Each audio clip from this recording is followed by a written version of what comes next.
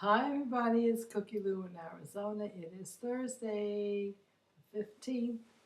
I hope everyone had a happy Valentine's Day. I just came back from the hospital. For those of you who follow me, you know that my bariatric surgeon wanted me to go in for an endoscope to check my tummy to find out what was irritating me. And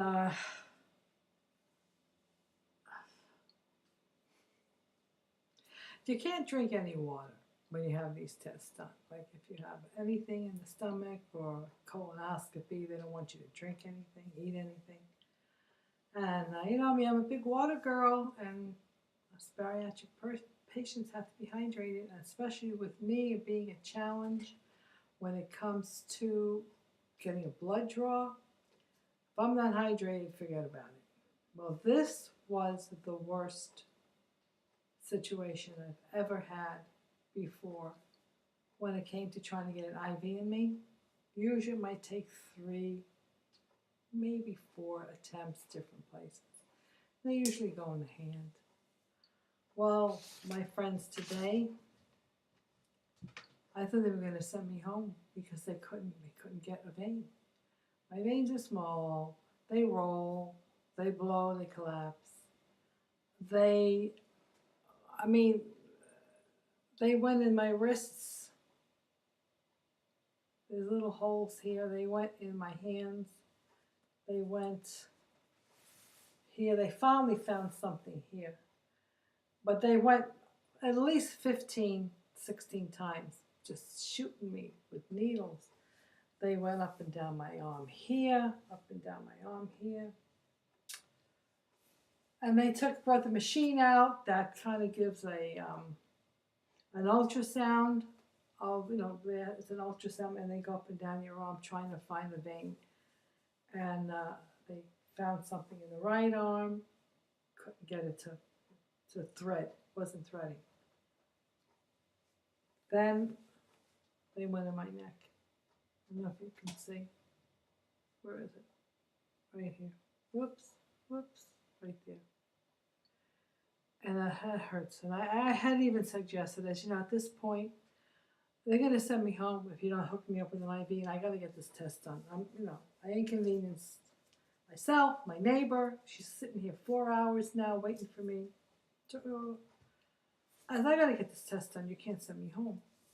Find a place. I don't care. Shoot the neck. I don't care. So they started doing the neck. And yeah, stop. All right, I'm going to have to dig some more, and I'm going to have to give you some lidocaine pain medication to help you get through this. So he sent, this is the anesthesiologist. I had 2 nurses do it. They couldn't do it. I had a critical care nurse, a male, a young man, who was studying to be an anesthesiologist, and he got the ultrasound machine, and he tried about 4 or 5 sticks. He couldn't get anything going. Then they had an anesthesiologist come in, the guy that's going to be with me in the room with my surgeon doing the actual anesthesia. And he tried on this hand, wrist, nothing. Another guy came in,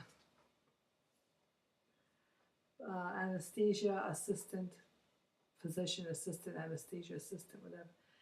And he was scoping, and the other guy was, and then he was looking at the monitor while the other guy was trying to find something, and he did find something eventually, a vein that was big enough to actually thread the IV needle through. And the 2 of them had to watch the monitors to guide themselves so they could see where that needle was. Oh my God, it hurt so bad. And I said, and I'm saying Hail Marys, I'm saying Our Fathers, I'm saying Jesus, please guide these professionals and make them find the proper vein, because I got to get this test done today.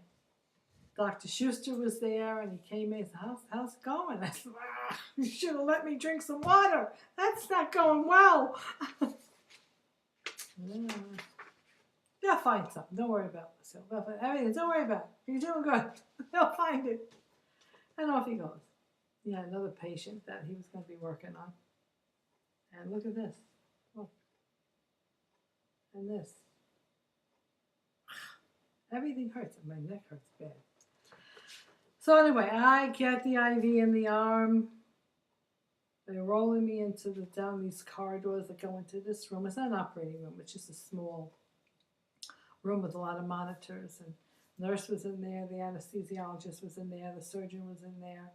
There was another nursing assistant in there. And then there was a guy who was a student, resident that was helping with my administering my knockout injection. Now you have to go all the way on your left shoulder, and they put this mouthpiece in your mouth so that they don't break your teeth, and they feed this camera down there and any instruments that they need through this little mouthpiece. And I said, don't break any teeth. No, I don't break any teeth. I'm going to put the mouthpiece in. I try to make light of the situation. It helps me get through these, because everything was hurting. It helps me get through these moments. And now I'm lying on my side. I said, make sure you go through the right opening. I'm not here for colonoscopy, because you have to roll over for that too. As I'm here, no, we know what we're doing. So I'm starting to get worried, because the guy is shooting this hypodermic into my IV tube, and usually I knock out quick, and I wasn't going to sleep. I mean, oh my God, don't tell me that this needle isn't in the vein, or the vein blew, and this narcotic now is not getting in my vein. It's not getting in my veins. I'm not going to sleep. Oh my God, don't tell me that it blew again. After all this time, I was like 40 minutes of being poked. And all of a sudden, I started to feel a little sleepy. I think it's going where it's supposed to go. And then I wake up. It's all over. They show up. Here's your sleeve. That's what it looks like. Now, what he said, the doctor said, what he found in there was not an ulcer. It was a stricture. Stricture, like a little pinch, in the area where he had to remove my pyloric valve because of the ischemia, which kind of worried me, because whenever you have anything that's pinched or strictured, or anything that's kinked, is going to stop blood flow and oxygen. It's going to cause another ischemia problem. So I asked him, what did you do? He says, well, I had to put a balloon down there, open up the stricture. I said, I got a balloon down there? He said, no, I took it out. I said, oh, okay. But I had to put a balloon down there, open up the pinched area, and you're fine. I'm going to have to put you on some Prilosec medication once a day for about 3 months. Come back in 3 months, and we'll reevaluate how you're feeling. And also, even though he felt that my blood work was good, I got a call the other day from his associate physician assistant, Emil. I love Emil. He's such a doll. He assists him in the surgeries as well. And he says, I want to review your blood work with you. He says, because I'm concerned about your vitamin A. It's too low. And I really think it's low enough that you should have some supplement, because it could affect your immune system, and that's not good. He says the vitamin A, everything else is within normal limits, but the vitamin A, I want you to increase. I said, well, when I talked to Dr. Schuster about it, he said everything looked fine. He didn't care about anything being high or low. He says, yeah, I know, but I'm thinking that you should take it. I said, well, I agree with you. I think I should take it if it's going to, and not only that, but vitamin A is good for the hair. My hair is really getting very thin. I don't know if you can see, but it's really thin. I can see it's very thin. So anyway, that's what I don't know what my sleeve looks like. It doesn't look like a sleeve, but that's what they took a picture of. And it looks nice and pink and healthy, but so it's a good thing. And the reason why I'm going on about this is just to let you all know that if you're having any kind of discomfort, even if it's not anything major, and you figure like, oh, no, probably just a little hungry and getting a little little icky feeling, little nagging kind of achy pain.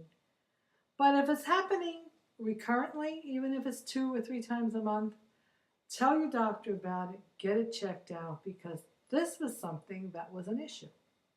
Even though it didn't feel like a big blown up painful problem, it was enough of an issue that needed to have a correction made. And if I did not tend to that, it could have got worse. I could have probably had another ischemia problem. Ischemia is a lack of blood flow and oxygen, which kills the tissue. You know, everything gets purple and gray and starts to die off. And I had that happen already now twice, once in my colon and once in my stomach, and it cost me the loss of my caloric valve. And I was getting pain. Ow, ow, ow, ow, ow. A rare occasional pain, but it was happening enough, and apparently that constriction was causing some serious ischemia problems in my stomach. So anyway, that's where I was today. It was well worth going through all the needle pokes to make sure I got the test done. And now I'm going to drink a whole lot of water, and I'm going to eat something. I just want to come by and tell you the results of my little tummy issue, and to remind you all to do what you need to do if you're not feeling well. You know, if you're a bariatric patient, you've had any kind of weight loss surgery, you're having any kind of discomfort whatsoever, report it to your surgeon or to your PCP doctor, whoever's taking care of you. Primarily your surgeon. You go back to your surgeon, you tell him that there's something going on in there. Maybe you better take a peek and see what's happening. Do it. Okay, never trust that anything is just a minor, not anything that bad situation, because it could be. And if it isn't at the moment, and you ignore it and just let it slide, it can get a lot worse down the road. So that's my advice to you today. That's about it, people. Have a wonderful, wonderful rest of the week and enjoy your weekends. Bye. Bye.